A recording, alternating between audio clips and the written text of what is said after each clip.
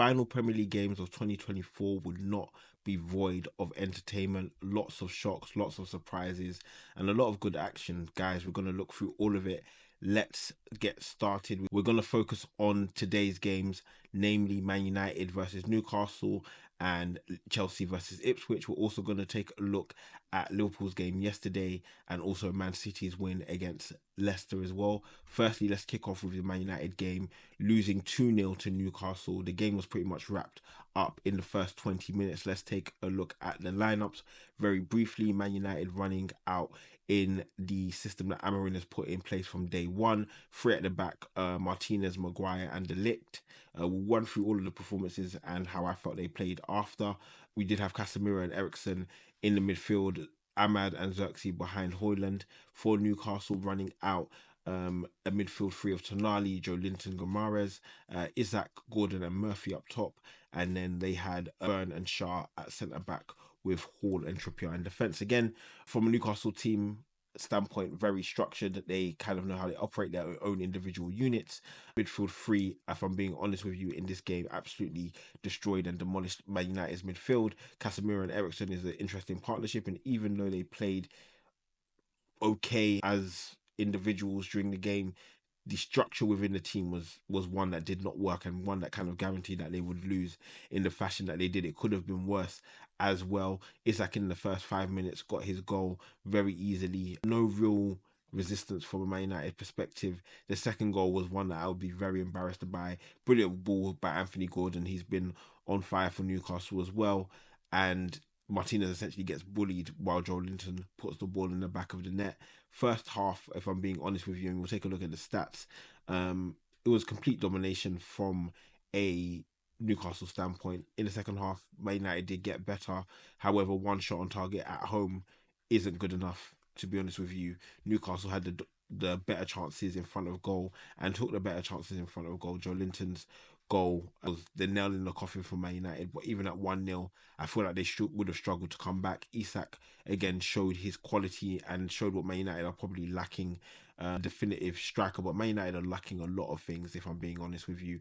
They are lacking direction, they are lacking quality ownership. I don't believe Ineos have been quality owners. How can you be when you re-sign Erik ten Hag, give him 200 plus million, let him blow it, and then sack him, and then bring in Amorim, who plays a completely different style, when you either could have hired Amorim at the get-go, or you could have hired him at the end of this season and then gone with Ruud van Nistelrooy into the end of this season.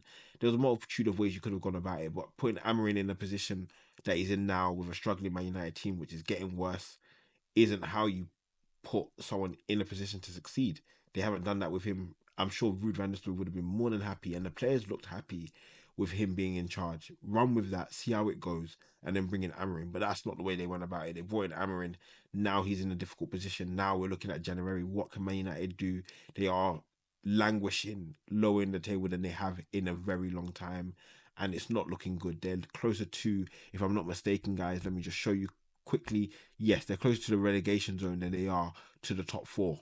That's a big problem, and Man United fans should not be happy, and Ineos should not be void of any blame. They've been in charge for a little while now, and they should be operating a lot better than they are, if I'm being honest with you.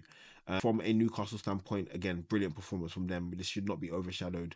They are in amazing form. I think one of the 2-3 top informed teams in the Premier League at the moment. A defence that was solid. Man United didn't have much threat, and even if they did, they weren't clean or cool enough to take it, but Newcastle was strong, they were robust, they were physical, as I've mentioned before. The midfield three did exactly what they needed to do.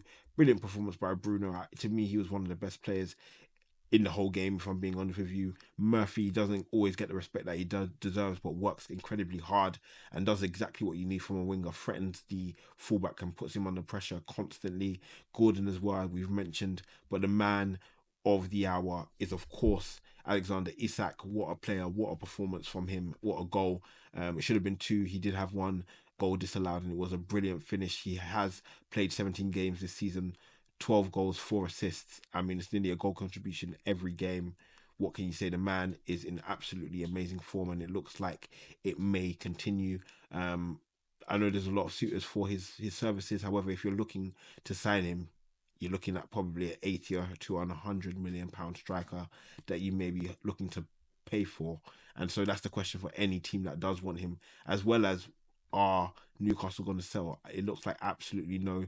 Their stance was firm when there was previous inquiries for Isak, and it was a strong no, and it will probably be the same here. Moving on to the next game, Ipswich versus Chelsea, and a shock for Chelsea, back-to-back defeats following the loss to Fulham as well. Ipswich running out as 2-0 winners here. Liam Delap penalty and a beautiful goal from Amari Hutchison against his former team was enough to seal all 3 points for Ipswich, who desperately needed it. They did play decently well against Arsenal and followed that up with this victory.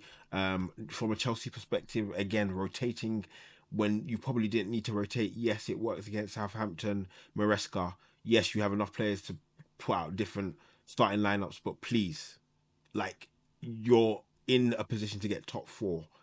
I don't think you should be chopping and changing just because Ipswich are further down the table. It worked against Southampton. Ipswich have been playing a lot better than a lot of these promoted teams. They're playing better than Southampton. They're playing better than Leicester. And away from home with Ipswich, I would have put out my strongest team and gotten those 3 points, especially on the back of the fact that your team lost against Fulham. They should have to feel the passion and pain of losing that game and want to bounce back, not some players, the whole team. So that's a little bit disappointing from a Chelsea perspective. They did say they weren't in the title race. Back-to-back defeats will put you in a very difficult position. 10 points behind Liverpool with a game more played. Yes, but for me, their focus should always have been top four. I actually had them, again, as mentioned, 8th place in my predictions. I won't deny that. They are outperforming my predictions. However, with their early start to the season now, top four is a minimum, to be honest with you. Top four should be what they're aiming for. They should be clearly in the top three if I was judging them on what I saw for the first half of the season. And so it's up to them to perform. Ipswich chugging along, as mentioned, that win was desperately needed. It pushes them up and closer to the likes of Wolves and Everton, and I expect these 3 or 4 teams to be battling it out, maybe 5. I expect these teams to be battling it out and seeing who will join Leicester and Southampton. I do think Leicester may have a better opportunity than many are giving them a chance for, but it depends what they do in January, if I'm being honest with you. Southampton look dead in the water, 6 points so far, and it looks like the championship awaits them. Moving on to some of the games yesterday, firstly covering Liverpool's win against West Ham, and champions-elect were balling. They were looking good, and I call them the champions-elect because they play like champions. They're balling like champions. 5-0 winners against a West Ham team who were, I'm going to be honest with you, a disgrace. They offered nothing from minute one, and it was just a moment of time before Liverpool found their way past them. Liverpool were dynamic. Liverpool showed all their attacking quality, and what I love about this performance and the way Slot laid out his team is just in the way the player profiles are perfectly set up. You've got a Luis Diaz, for example, who previously would have been out on the wing and out on the wing exclusively. Now he's playing striker.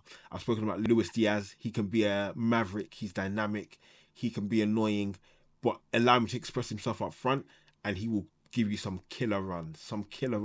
But not only is he giving you killer runs, he's being fed by the likes of Mohamed Salah, Curtis Jones, Gakpo, Gravenberch, McAllister, Trent.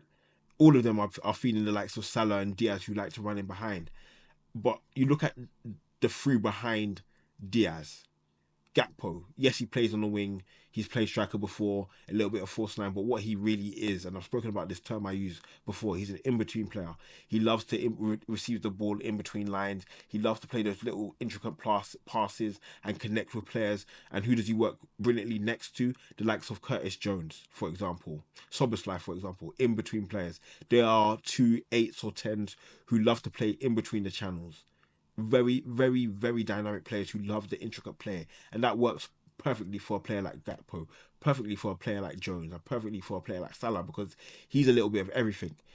Salah can play inside forward. He can play as an in-between player. He can play as a straight winger, just running down the wing and stretching teams and hugging the touchline if he really wanted to. He has the ability to do all of those things, and he can operate in so many different areas, and that's why he got his 2 assists. Again, another brilliant performance from the Maverick, from the man himself, and he continues to flourish. We spoke about Isak and what he's doing. this man's blowing everybody away. 18 games played, 17 goals, 13 assists. I'll repeat it for you again. 18 games played, 17 goals, 13 assists, 30 goal contributions in 18 games. Absolutely unbelievable. What a man. And his season, if I'm being honest and removing all bias of supporting the team I support, he deserves the Premier League. He deserves the win. Like you produce a season like this, how can I hate? I can't. This is an all-time Premier League season by Mohamed Salah, and he's supported by a cast of Premier League legends. Yes, the likes of Trent, the likes of Robertson, the likes of Van Dijk. If they win another Premier League, they will go down in history as Premier League greats. They probably have already solidified that with the likes of Trent and Robertson with their attacking stats, and Van Dijk as well for what he's done collectively in the Premier League. So yeah, an amazing performance from Liverpool, and they chug on. I don't see anybody at this present moment in time who's going to drag them back. However, they do have a number of difficult away games in the second half of the season. There is no denying that. But I mean, listen, 18 games and you've only lost one. Hats off to you for sure. Arsenal, yes, they've lost only two. However, six draws as opposed to the 14 wins compared to the 10 that they have is a stark difference, and it will be the difference if Liverpool run out as league winners. Finally, we're going to cover Man City's return back to winning form. Savinho with his goal, Haaland with his goal, and City are back on winning terms. I will say during this game that Leicester did give them a little bit more than they were probably expecting. However, City did come out with a very attacking team with the likes of Savinho, Silva, De Bruyne, Foden, all out supporting Haaland and Lewis and Kovacic just behind. However, Leicester do not have the quality to stop a Man City in most cases, even an out of form Man City. And they did have some joy. Again, they did have a lot of attacking threat. However, that threat did not materialize itself in any form of goals. They did, again, as mentioned, have shots on target and big chances that they weren't able to take. And that quality and that difference in quality is what was the difference in game. You need to be able to take your chances. If Leicester can't take their chances, they're going to struggle climbing up that table. So we're going to take a quick look at the remaining games. We do have a game on Wednesday, Arsenal versus Brentford. That should be a very, very interesting game for Arsenal, and one that will be very difficult. They are facing the best home team in the Premier League. And again, looking at the table very quickly, Liverpool sit at the top. Nottingham Forest, Arsenal, and Chelsea make up the rest of the top four. They will be pursued by the likes of Bournemouth, Man City, and Newcastle. At the bottom of the table, Southampton, Leicester, Ipswich, and around them is Everton, Wolves, and Crystal Palace. So, guys, this has been the final games of 2024. I hope you've enjoyed this video. Make sure to like, subscribe, and comment. Hopefully you have a great New Year celebration. I will catch you on Wednesday for the Arsenal game. Have a great time, guys. Peace.